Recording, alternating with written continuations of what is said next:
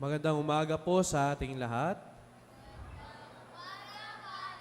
Pakibati po yung katabi natin na Blessed Sunday to you.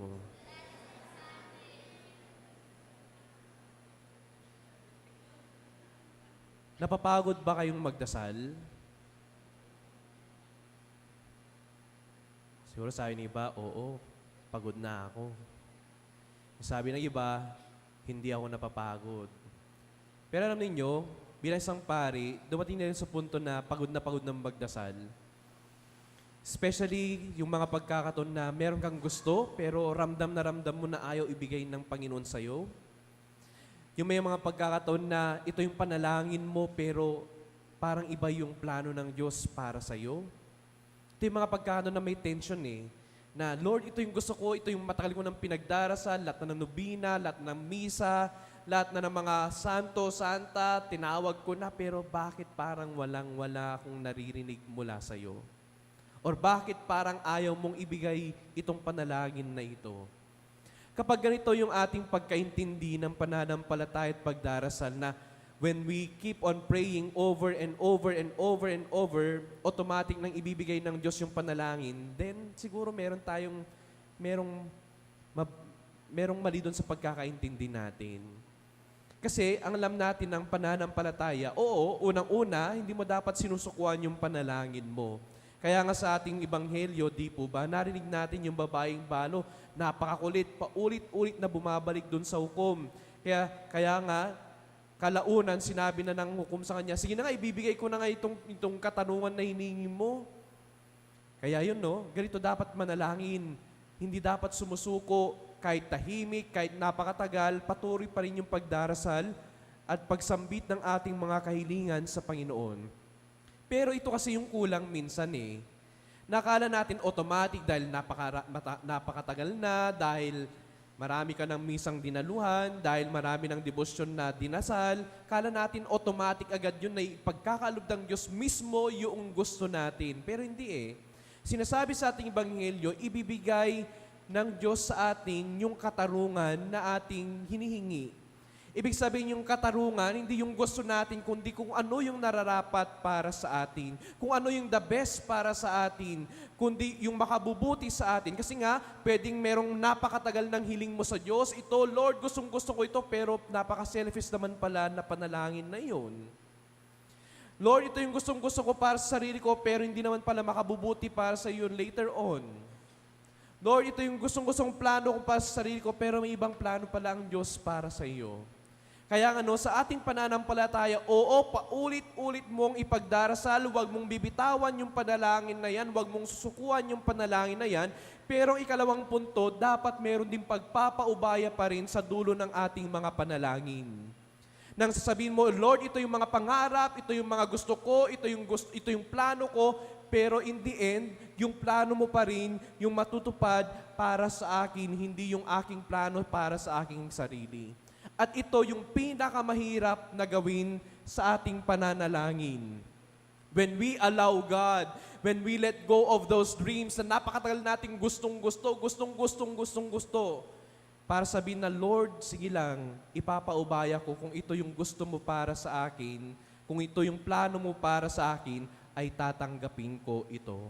Alam niyo, bilang chancellor dati sa diocese namin, ako yung naatasan na kapag merong hospital na pari, ikaw yung pupunta sa hospital, ikaw yung isa sa mga magbabantay, ikaw yung asikaso ng lahat ng gagawin. At meron yung recent one na kapatid na pari na binantayan ko, talagang I've been praying, Lord, please huwag mo muna siyang kukunin. And I've been praying that over and over and over doon sa hospital na yun. Sabi ko, Lord, sige na, magmirakulo ka. Lord, sige na, pagbigyan mo tong hiling namin, napakabata pa ng kapatid naming paring ito.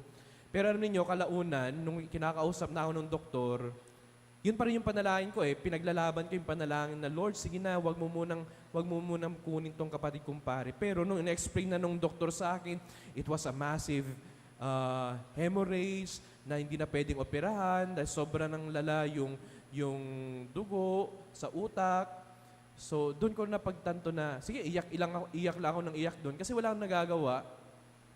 Pero kalaunan, pinagdarasal ko na, Lord, kung ano man yung plano mo sa kapatid kong pare, ay yun po yung masusunod.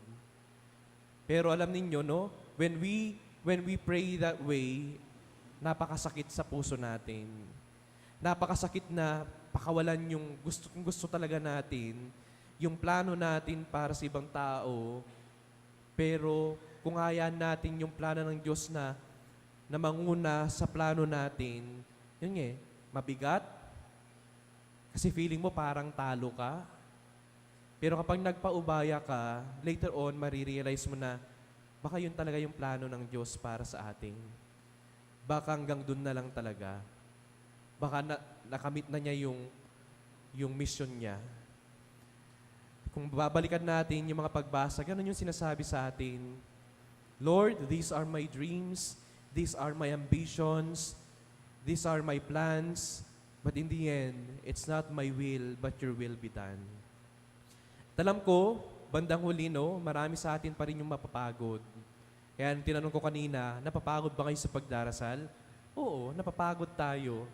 Kasi nga, we keep on fighting on the things that we want. Kasi nga, ayaw talaga natin na yan yung Diyos yung gumalaw. Kasi nga, we have set our goals in life. We have our dreams in life. Pero yun talaga yung mangyayari May mga punto sa buhay natin na kailangan natin magpaubaya sa kakayahan ng Diyos, sa panahon ng Diyos, sa plano ng Diyos, at sa kagustuhan ng Diyos para sa atin. Pero kanina sa unang, after my first Mass, I did realize something also, na sa panahon na tayo napapagod, kailangan natin ng mga taong nakapaligid sa atin, na magpapaalala sa atin na, sige lang, magpatuloy ka lang, huwag kang susuko, at narinig natin yun sa unang pagbasa. Si Moises kasi, habang nagdarasal, nakataas yung kamay niya. Habang nakataas, nananalo sila. Kapag binababa niya yung kamay niya, natatalo sila. Kaya nga we can just imagine for the whole day, nakataas yung kamay ni Moises at napagod siya. Pero merong mga kaibigang umalalay sa kanya, kumuha ng baton, nagpaupo sa kanya. At nung hindi na talaga niya kaya, sila yung naghawat ng kamay ni Moises habang nanalo, hanggang makamit nila yung panalo laban sa mga kalaban. Dito pinapaalala sa atin na, oo, may mga pagkakataon na mapapagod tayong magdarasal. May mga pagkakataon na mawawalan tayo ng puso sa ating mga panalangin. Pero sana mapalibutan tayo ng mga taong kagaya nila Aaron sa unang pagbasa natin, na kapag pagod na tayo, sila yung maghahawak ng kamay natin para patuloy tayong magdarasal at umasa sa kagustuhan ng Diyos sa buhay natin. At kung tayo, yung mga taong patuloy na nagdarasal, nananampalataya, naway tayong magsilbing Aaron ng ibang tao, especially yung mga nawawalan na ng puso, nawawalan ng tiwala, nawawalan na ng pag-asa sa kanilang mga panalangin. At kung tayo naman ay yung nawawalan na at nabibigatan na yung kamay natin sa ating pagdarasal, tumingin tayo sa paligid natin. Meron tayong mga tao, kapamilya, mga kaibigan na magpapaalala sa atin na naway wag tayong mawawalan ng pag-asa, mawawalan ng lakas, para kahit ngalay yung kamay natin, patuloy pa rin tayong aasa sa plano ng Diyos sa buhay natin. So okay lang mapagod, kasi naniniwala ako na ang Diyos mismo magpapadala ng mga tao at mga pagkakataon para mapanumbalik yung lakas at tiwala natin sa Kanya. So, in the end, sinasabi natin ngayong linggong to, pinapaalala natin sa ating mga sarili, patuloy na bigkasin ang mga panalangin. At kapag tayo napapagod na, siguro kailangan na nating magpaubaya sa Diyos. Siguro napapagod tayo dahil ayaw nating pakawalan yung mga panalangin natin at ayaw natin ang Diyos mismo yung gumalaw sa buhay natin. At kapag pagod na rin tayo, naway palibutan natin yung sarili natin na mga kaibigan na magpapaalala sa atin at sasabihin sa atin, sige lang, magpatuloy ka lang, sige lang, sambitin mo lang, sige lang, magdasal ka lang, sige lang, magsimba ka lang, sige lang, magdebosyon ka lang. Pero, hayaan mo pa rin ang Diyos na gumalaw sa iyong buhay. Narito kami, alalay, at patuloy na hahawak ng iyong kamay sa mga pagkakataon na ang mga ito'y ngalay na. Nanaway sa mga pagkakataon na tayo mismo ay mawalan na ng pag-asa, yung mga kaibigan, kapamilya mismo, yung magpaalala na magpatuloy pa rin sa ating pagdarasal.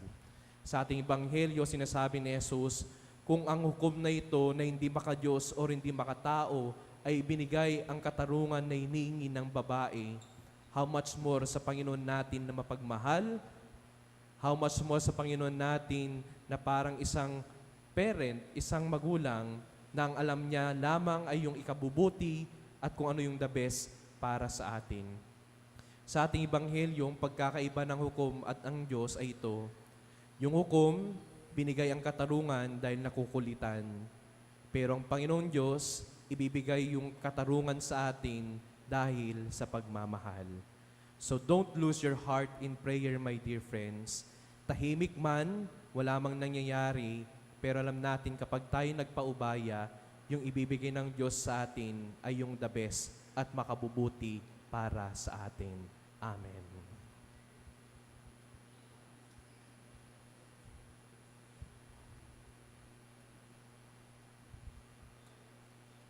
Magsitayo po ang lahat.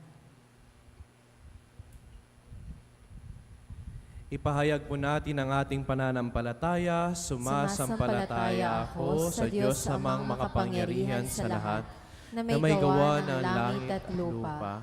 Sumasampalataya naman ako kay Jesucristo, isang anak ng Diyos, Panginoon nating lahat. Nagkatawang tao siya, lalang ng Espiritu Santo. Ipinanak ni Santa Maria Birhen, pinagpakasakit